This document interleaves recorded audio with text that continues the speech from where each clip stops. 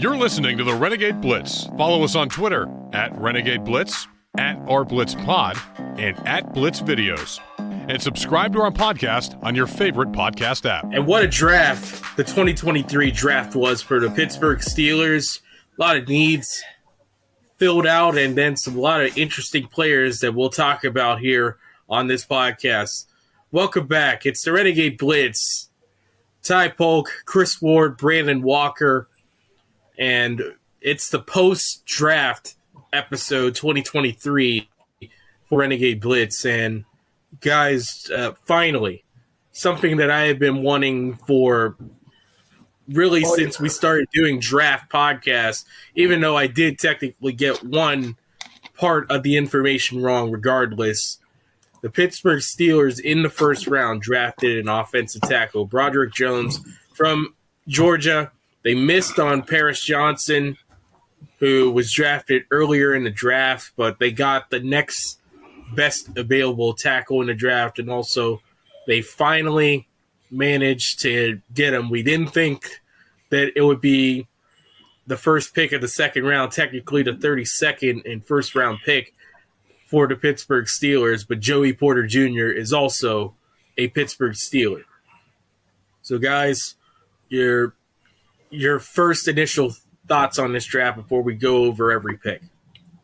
Oh yeah, I agreed. I agreed with all the national media sites like PFF gave him an A+, and that was my initial thoughts. I would have to say A+, which is kind of rare. I always think there's usually like a few picks that are kind of like suspect or whatnot, but I thought Omar Khan did a really good job, trading up to get Broderick Jones. That whole Chase Claypool thing, that trade, how that worked out was just crazy. How that ended up being the 32nd overall pick. It's basically a first round pick essentially. And then they traded back later. We got Darnell Washington, who could be a big steal. Daniel Jeremiah, I think, had him ranked as his 30th best player in the draft. But there's concerns with his knees, so that's why he fell. But Kobe Trice too, a big cornerback. They got two big cornerbacks in Joey Porter Jr. and him. So we'll get through all the players, but I thought they did a really good job. But anyways, left tackle was huge, and they have to protect Kenny Pickett. He's the future. You have to have that elite left tackle to make sure because he had 2 concussions this past year. You got to protect the franchise, so to speak. Okay. Broderick Jones, dog. Joey Porter Jr., dog. This Reeves. Benton, dog. Washington, dog. Nate Herwick, dog. You get where I'm going. We have drafted dogs. We don't gotta have, and plus, I get to cover Joey Porter Jr. more. So and 2. Yeah. And you forgot to say, you forgot to introduce you what you're supposed to, Ty. Let me rephrase this. I am so sorry. How can I forget the royal title of Brandon Walker? Nittany Sports Now's Brandon Walker joins us on the podcast, and he is the most hyped person in the world because he got him some Joey Porter Jr. Joey Porter Jr. Yeah. Well, why do you think he fell in the draft? I was surprised. I thought he was going to go definitely before 17 when the Steelers were originally supposed to pick. And I thought the Commanders. There was talk about the Commanders, and they took that other corner, right? So yeah, took I was that. Wondering, everyone's saying it's a great value to get Joey Porter Jr. at 32 overall. So what do you think were the big issues of why he fell? I mean, I know he's saying he has a chip on his shoulder about that. Well, I'm surprised by that too. Probably because he doesn't have the interception numbers. Number one, Marvin Harrison did give him a little bit of work in that whole Ohio State game, and also that's the only 2 things I would think. We're at a 4.5 looking for a 6'2" corner. That's pretty good. What about his hips supposedly being tight? That's what draft people that follow that stuff. I mean, I guess he's a bigger cornerback, so maybe his change of direction is not up there as smooth as It's changing direction is just fine. I watched them all year long. Okay, that's what we have you on here for. I'm just trying to confirm with plus. So but weren't they not? But then again, we're not targeting him a lot though. I thought that's why he only had one interception. Well, they was targeting. They was throwing to the year before, and he did just before. Okay. Yeah. But the thing is, the Steelers now are trying to return to what they used to be, which I like. You got old boy out the building, and we got some dogs in this fight that we gonna kick your ass for 60 minutes. We have people with that type of mentality. That's what we need. I'm taking a look at what they say about Joey Porter Jr. and really the one thing they say is that he's a guy that likes to jam at the line of scrimmage, length and strength, which is always something I felt that with the Steelers, they needed lengthy corners out there, and I think that's perfect for what I imagine with it. I imagine he's been a man-heavy scheme corner, and I think that's one of the reasons why Washington decided to not go after him, because they wanted a proven player in zone, it seems. Yeah. And that's I don't even know this guy. This guy looks like what, 160 something pounds. At New England passed on. They went with Gonzalez, Oregon, who kind of fell. Like he was supposed to be a top 10 pick. People were, and Belichick has coached tons of great cornerbacks through his career. So, it was interesting. I mean, I think most people thought Porter was like the second best. I think a lot of people said Gonzalez was the best, but I didn't expect him to fall out of the first round, really. Yeah, I didn't either. So I guess, but it's beneficial to the Steelers. Yeah, and 32nd over late. That in any other draft, though, that would be a first round pick, basically. Yeah, but what about this Jones guy? Like, is he like a maul? I'm guessing he's a mauler and a dog. I just saw his face. He's really athletic. He ran a 4.97 at the combine.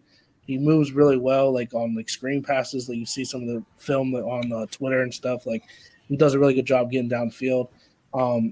Reading from like the draft, people like they say he has pretty good feet, but he has to work on his offensive line, like his punch, like when he's striking and stuff like that. Like technique wise, he needs some work. He's really young too. Like I think he's still 21. He turns 22 soon. I think next month or this month actually. So yeah, like I don't. People don't know if he's a plug and play. Like I hope he starts right away. Just for, I like to see him out there. But if he doesn't start this year, definitely by next year he probably should start.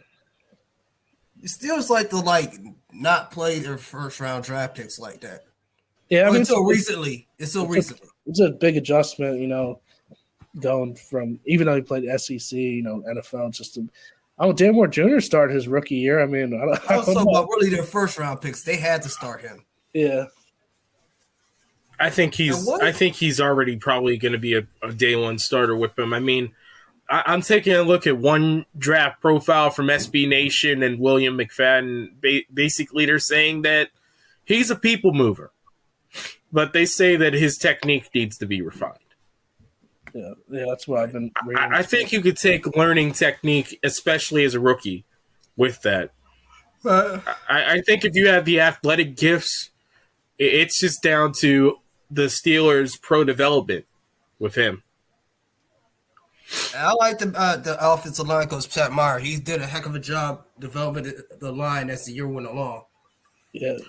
I mean, worst case scenario for him, he's running a 40 and 4.97, and there's no offensive lineman that was faster in there. Worst case scenario, he takes out Chooks, and he's a right tackle, and you use him to get him in front of Najee, and he can be right along him in the third level potentially, right, depending on the situation. Okay, since we got the results, who do you bench, Chooks or Dan Moore? Moore. Yeah, probably more because Broderick Jones is a natural left tackle. Like he is like the perfect built for one too. Not much fat or anything. Like he's just really like well built for that position at left tackle. And yeah, I think he's the complete package. I think Omar Khan made a great move because there was a run on tackles there. Darnell Wright went at 10th overall to the Bears.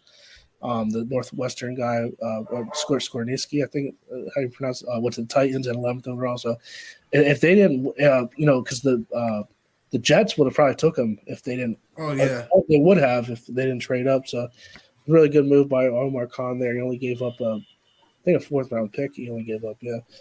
But yeah, just really Keanu Benton. He looks just like a Steeler. They addressed all their needs that they needed to rebuild the trenches. They got the offensive lineman, defensive lineman. They needed a cornerback desperately, I thought. And then they got a tight end, which was kind of like, I guess what's that mean for Gentry now? I don't know. They're talking about moving Connor Hayward to fullback, but Darnell Washington's a really interesting player. Like he's 6'7". Like he's such a good blocker that scouts are saying that like he might play offensive tackle maybe if it doesn't work out as far as being a pass catcher. That's a really good versatility thing right there. And if he can play, and if he swamps out the tackle, then that's just double good for the Steelers in terms of this draft. But I mean, I think that Hayward's probably going to be an H-back. This might be the end of Derek Watt's time unless he decides to have a mea culpa and switches to linebacker. There's not enough space on this team for 2 fullbacks that can go out there and be in special teams, but anything to help out Smith in special teams, I guess. Sure, whatever. But yeah, in terms of it, at least with this tight end from Georgia, I look at it as they could now run ace personnel. They could have 2 tight ends in there, and that's pretty. That's always pretty fun. You know what? I know they call it 12, but I call it ace. I play too many video games. Yeah, I know 12 ace. You know what? With them 2 on the field, they can't do that stupid ass shot sweep. No, they still have Connor Hayward to go out there and do that. God, man, with this Canada dry offense, man, I'm getting tired of that, man. Come on, it worked. That play worked. It worked. There's a need for that, and plus, who knows with Gentry? He could probably be in there as a locker room morale guy. You could scratch him. So you're saying like that he could be the new Marcus Allen because the Steelers have their quota of Penn State players now. So I guess they need to have a new locker room guy. They still need a guy that can do the hype up, walk in your trap, take over your trap. Yes, that thing.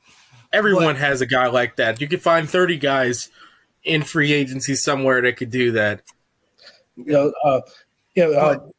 Speaking of Matt Canada, when he came on to talk about Darnell Washington there, everybody was like, everyone was hyped about all the draft picks, and they're like, oh, they see Matt Canada coming on. He was talking about the pick and everything. It seems like it always goes back to Matt Canada this season, especially. This is a really pivotal season for Kenny Pickett. I mean, I think Omar Khan set the Steelers up really well, at least on paper. Like I know I tweeted the other day that I think in 2 years they could compete for a Super Bowl, all depending on Kenny Pickett's development, obviously, and how everything works out. Coaching is so crucial, especially with Matt Canada and everything. But I think those 2 pieces are really the big question marks heading into the season. Yeah, he has to develop this year. There ain't no, getting off. Everything's got to be on point. Every year you got to be on point now. People don't wait no more. Yeah, and there's so many good quarterbacks in the AFC. It's loaded. I would like to see. I don't know if it'll be like a Joe Burrow type of jump, but I would like to see some. Joe Burrow was good year 1. He just got hurt. Yeah, I know, but obviously, what he did. I know what you mean. I think everybody looks at the poster child for growth as a quarterback between year to year is Josh Allen. So that's what you're wanting. You're wanting a leap like that, and with them, you want a steady consistency type thing. Like you keep on saying Kirk Cousins plus. Brandon, I told you this off podcast that I wanted something more Matt Ryan. Doesn't matter. Yeah. You think they could be a Super Bowl contender in this year? No, 2 years. I don't think 2 this years. year. I think right now, like I was saying, like on Twitter, and after the 2020 season, I thought they were kind of going through like a sort of a rebuild. Kind of, we spoke on the podcast before. That 2021 roster was not very good at all. I thought, especially on the offensive line. I'm shocked that they even were able to win 9 games and somehow made the playoffs. But I think they're a lot better set up right now, on paper and everything, how the roster's built. I'll put it. Here's a better question: playoff victory. I think they could do this that year. Yeah, but I still think if we're not going to say Super Bowl, I'd say fine. Then I guess the thing that I guess if it's not going to be a Super Bowl, they're going to get mad after they win the playoff game and say Super Bowl after that. Yeah. But would you say this playoff game victory? I think that's the ceiling because that division's still. I mean, look what the Ravens have done. Bengals are still there. The Browns. I mean, I don't if they can figure it out there with Deshaun Watson and everything, but I don't know if they'll win the division. But they could get a wild card spot, maybe win a playoff game. But I still think they're still on that 9-win type of thing. Yeah. I don't know if I can leap them just because they had a great draft class that I can leap them to 11 wins. Playoff win? No. Because they're not going to win the division. So you're going to be in a mad scramble to make the playoffs just to be like it's going to be just like last year. I think 10 wins is 10 wins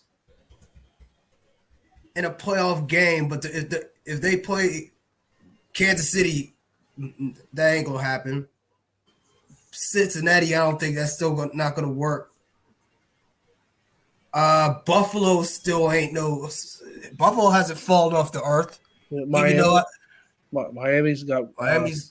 Miami's ain't no slouch either. So.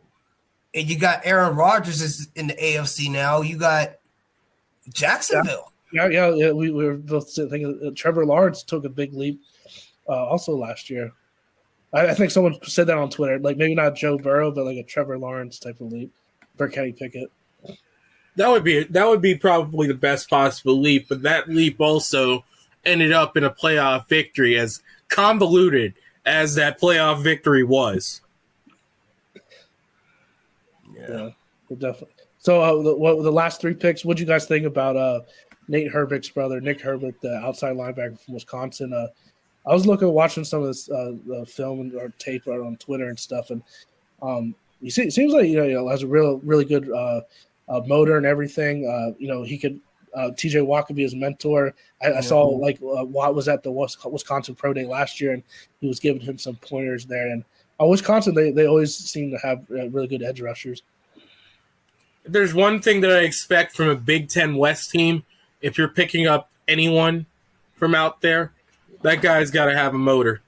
You do. If he's from Iowa or Wisconsin or Minnesota, if he doesn't scream motor because everything else with it, it's not exactly the best talent out of the group. It's not out east. So if the one thing that I hear from a Big Ten West guy is motor, I always go fine, because really there's not much else you could do in that situation. Yeah, I like that. The cornerback from Purdue, he's a bigger corner. He has raw skills. I saw him a little bit because he held up. He played against Parker Washington, was covering him. Corey Trice. He did well against him. He held up well against Penn State when I saw that game, first of the year, while everybody else was watching the not the Steelers, Pitt and West Virginia. But yeah. Yeah, then their last pick was the Maryland offensive lineman Spencer Anderson. You see, that's the one that was kind of shaky. That was like, you know what? No, because you know that was. Seventh round pick. I know. I don't really know how much you're gonna really. It's not a Trey Norwood situation where a guy steps in there and actually becomes a solid contributor because, namely, one, he was probably something better than a 7th rounder. I did see Andrew Filipponi. He listed all the Maryland players that Tomlin's drafted since it was during his career. I think it was. He even put Matt Canada on. I don't know if it was drafted Maryland connections, and he had Matt Canada on there. You know what I'm talking about? You really came up here and just the Maryland connection. It's like it never works. Why doesn't he go for Boston College kids then? I don't know. He's probably going to do that next. He's going to 7th round draft pick. It's a 7th round throwaway. I'm talking about for 2024. I'll put it to you like this. Steelers could select Dino Tomlin out of Boston College. I could see that now. I mean, why not reunite him with Joey Porter Jr. from the 1 year they spent at North Catholic? Yeah, it's pretty crazy how the Steelers, how much they value bloodlines and everything. I like Joey Porter Jr. pick, and I don't have an issue with the Herbig pick either. I mean, he's good. Because I'm gonna tell you this, I have no problem with the Joey Porter pick. I love it because you know what? Number one, he's a Nittany. I covered him, and two, like I said before, he gets it. He gets this. He is a true Steeler legacy player, not the other guy that we had to send up to Seattle, and okay. But he didn't even. His father didn't even play for anything other than Atlanta and Los Angeles or St. Louis, whatever. Get out of here. But what I'm saying is this: he's a true Steeler legacy.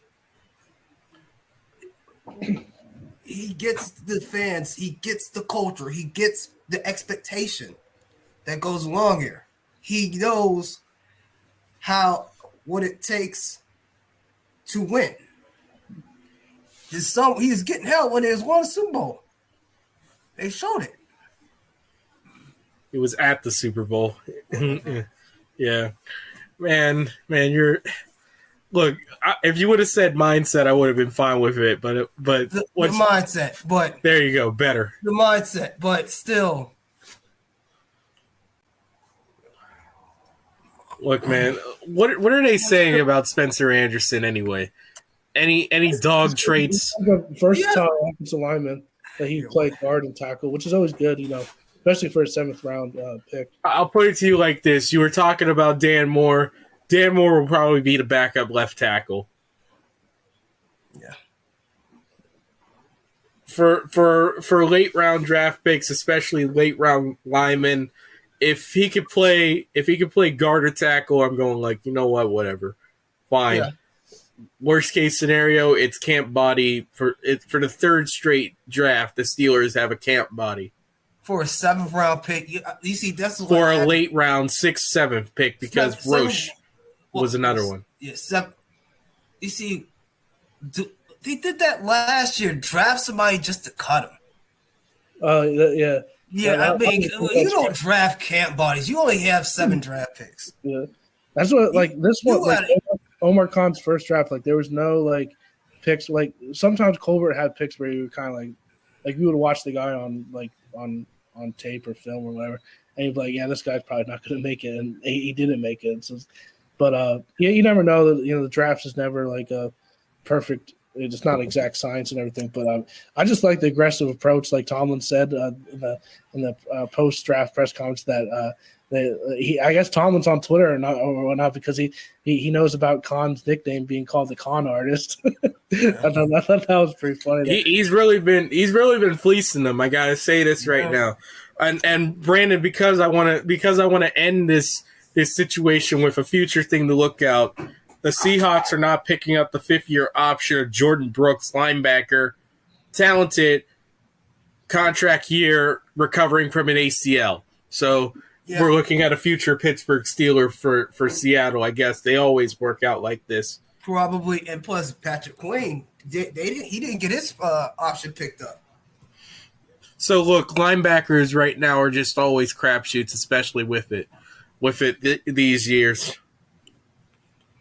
You guys want to talk about the undrafted guys? You want to? You have in front of you all the names? I don't know. Yeah, so I have Tanner Morgan, quarterback, Minnesota, just to be a third quarterback. Monty Paddlebaum, fullback, Iowa, again, just to probably replace Watt as a true fullback, and Hayward will probably be a H-back anyway. Jordan Bird, wide receiver, San Diego State. He's listed as a wide receiver here, but he was a running back with San Diego State. He ran for 1,353 yards and 12 touchdowns in 5 years. So he's probably going to be Steven Sims' replacement. What else? David Perales, defensive end, Fresno State. This is just a depth thing. 23 sacks in college. BT Potter, kicker from Clemson. Just trying to get some film for a kicker, I guess. Yeah, camp competition, I guess, if you want to call it competition. No, I think it might be a competition. Last year, Boswell wasn't Boswelling as well as Boswell could Boswell. Well, Boswell, you're hoping for a bounce back like how it was previously whenever he didn't exactly have that year. But there was a lot of factors that also go into, I think, hurt, stuff like that. When he's healthy, he's reliable. Yeah. Trevor Downing, center, Iowa State. And James Niamwea, I hope I pronounced that correctly, defensive end, Merrimack College. So those are the 7 guys. There may be more. I remember them. I remember some dude who people were saying was going to the Saints, but he said on Twitter, "No, I'm going to the Steelers." Yeah, it was never official or nothing either. So I don't know what happened there. I couldn't tell you any. But I know Tanner Gordon because I saw him play last year. That's the only person I would know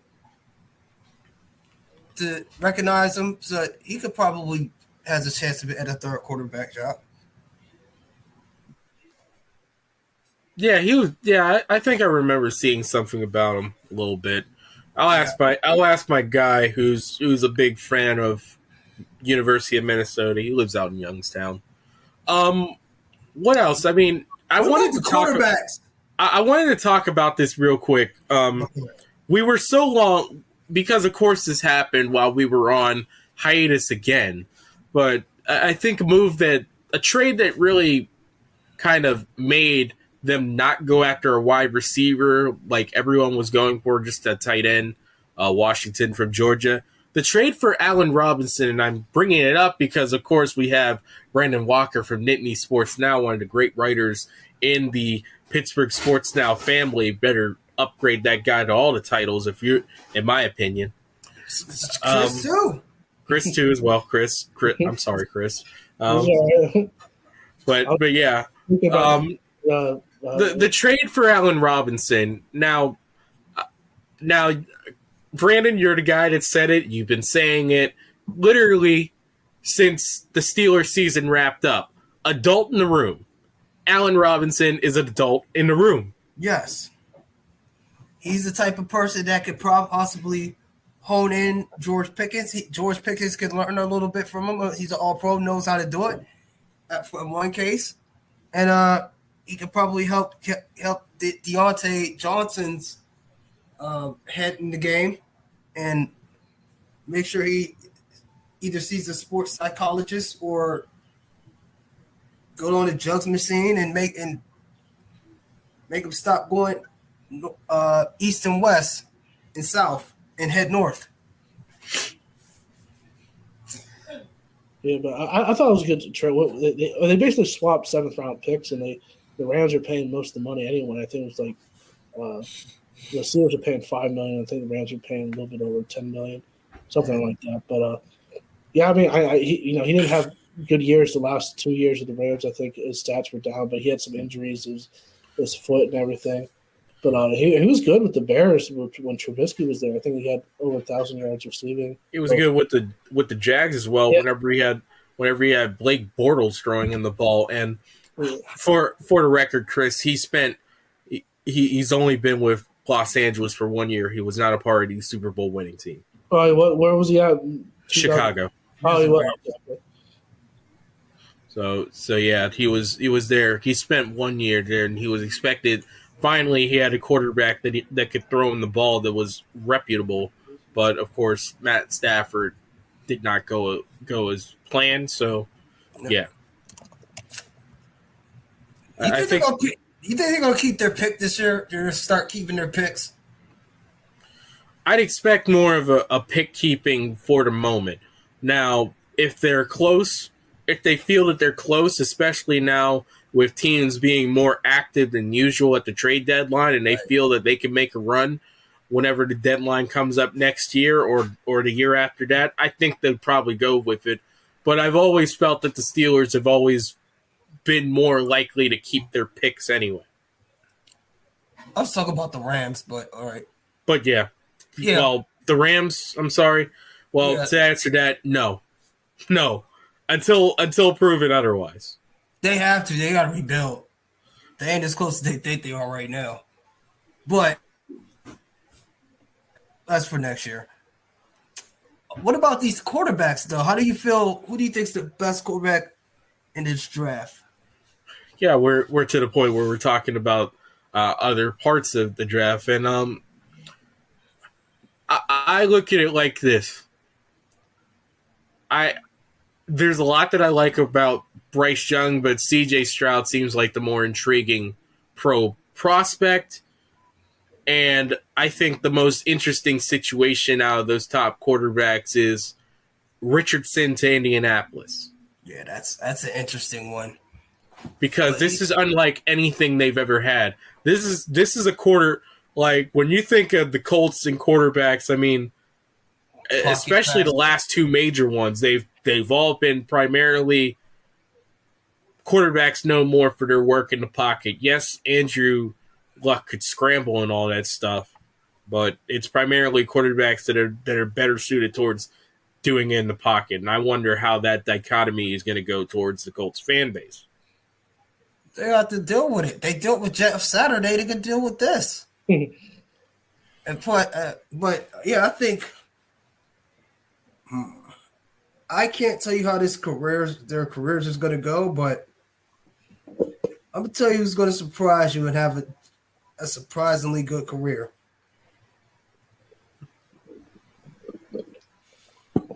They're going to say Will Levis. No. Sean Clifford. I should have known.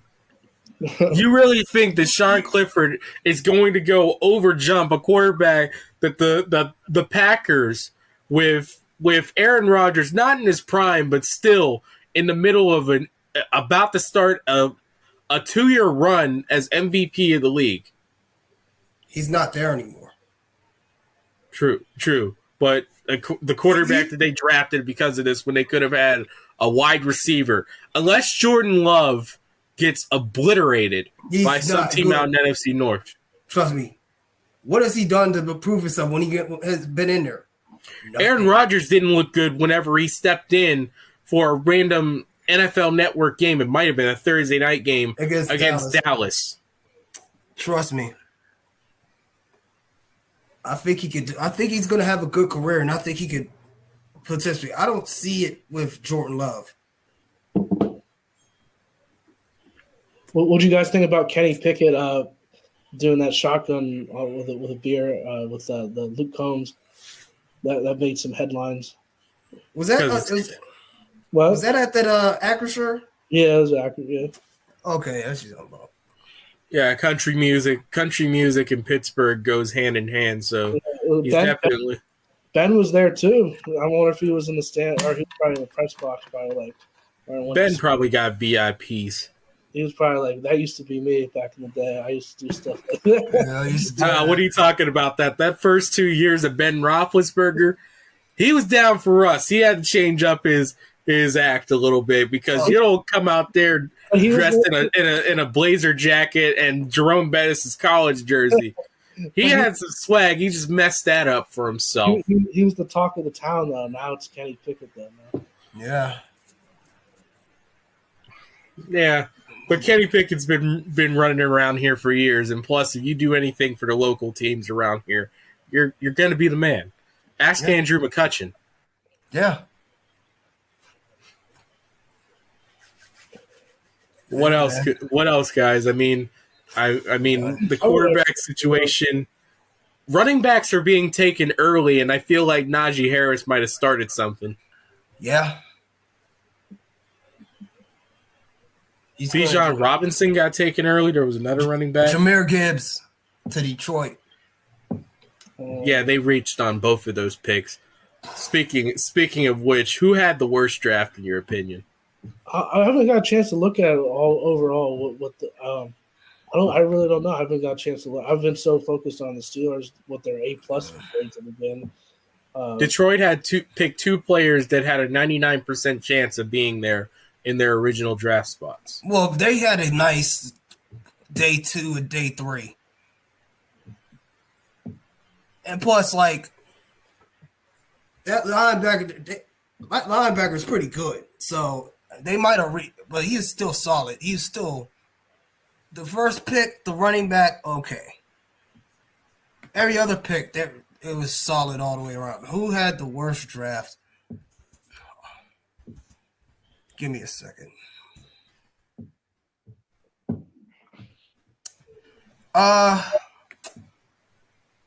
They're saying the Jets. Yeah, probably. I want to say the Jets because I'm like, but the Jets basically said they were going all in with Aaron Rodgers. Yeah. Could they have drafted better around him? Yeah. Yeah. I mean, who had the best draft aside from the Steelers, really? I mean, everybody's saying the Steelers, the Eagles, yeah, because they had another high-level draft pick. Yeah. Yeah, the Giants, I saw Colts, Eagles, Steelers, those teams pretty much. The Georgia players, that pipeline is pretty crazy. I mean, they're just, that's the football factory right now in college football. I'm in Alabama. Yeah. Oh, yeah. Whatever. Yeah. What's his name? What? Houston was going hard in the paint, trading up to get. Huh? Houston, yeah, we said some not nice things about Houston a couple months ago when you were here. Oh, really? Yeah. I did not like the direction that organization was going under certain people. Oh, okay. They cleaned up their act. They cleaned up their act. They shouldn't have even let him get that far. Wait, was this last year? No, this was like we edited it out because we were roasting him and we said some things that we probably shouldn't. Him me as a reporter and Ty as a broadcaster, that's futures. We should not be saying. Yeah, they were not nice things about a lot of things that I'm pretty sure if you look up Houston Texans situations prior, you could paint it up. But yeah, that's enough said. But at least I have to say Houston did a better job. They got a quarterback, and that's always what you need to start off with everything. I think I walk away from this draft going that, I mean, we said this, 2 good drafts typically fix a franchise. And I'd like to believe that last year's draft was a pretty good start for them, and so far so good with this one, though, of course. We'll see how everything plays out. I don't remember what grade we gave last year. I know. We gave it like a C. Something like that. Right now it's a B plus. little suspect about Kenny Pickett. I love the George Pickens pick. I remember. I think with the Leal was good. Weren't we kind of suspect about the Connor Hayward pick? Yeah, we were. That turned out to be a little bit better than what we thought. Yeah. I mean, for the love of God, the guy has the longest play from scrimmage for the Steelers. Yeah. And, yeah, Mark Robinson. He ran your boy out of town. I think your boy ran your boy out of town. Whatever. He hated that draft club when we had him on last year. Smoking Jim gave him a D-, and I'm pretty sure he'll probably give him a D+ because he's a harsh grader. What do you think he gave this draft class? It seems universal. They're all saying A+. He's not one with the crowds. He's not one. No. What do you think he'll give him? A B? C. They'll probably give it a C+. Yeah, C+. Like, trust me, we are all comfortable. Like, what player do you think he didn't like Joey Porter Jr. or something like that? Does Smoking Jim like Penn State? I don't know. People like, oh, it's like his family. I think he likes Joey Porter though. Yeah, probably. But you know how when we had him on the podcast last year, Smoking Jim said he hates nepotism. That would be a nepotistic pick right there. Yep. Really, when you take a look at the entire draft class, outside of the two Georgia kids, it was all Big Ten. You probably saw my tweet last night, didn't you? When I said that, because I said that I tweeted the exact same thing. I was like, 2 Georgia players in all Big Ten. I'm like, bro, they just love their Big Ten. I mean, pretty soon, everyone's going to be a part of the Big Ten and the SEC. So I guess they're just beating the curve. I know. All right. So we talked enough about this draft. So far, so good. One last word with it. I give this an A. Chris Ward, what is your grade? A+. Brandon Walker, what is your grade? B+ because of that last pick, that Maryland pick. They need to stop with the Maryland stuff. If they should have picked somebody from HBCU, that would have given an A+. Yeah, Deion Sanders didn't like that, even though he's gone from HBCU. But that's another thing to talk about here on the Renegade Blitz. Ty Polk, Chris Ward, Brandon Walker. That's all, folks. Thank you for tuning in. Thank you for listening to the Renegade Blitz podcast. Follow us on Twitter at Renegade Blitz, at @RBlitzPod, and at Blitz Videos. And subscribe to our podcast on your favorite podcast app. The Renegade Blitz podcast is available on Apple Podcasts, Google Podcasts, YouTube, Spotify, and wherever else you can listen to podcasts.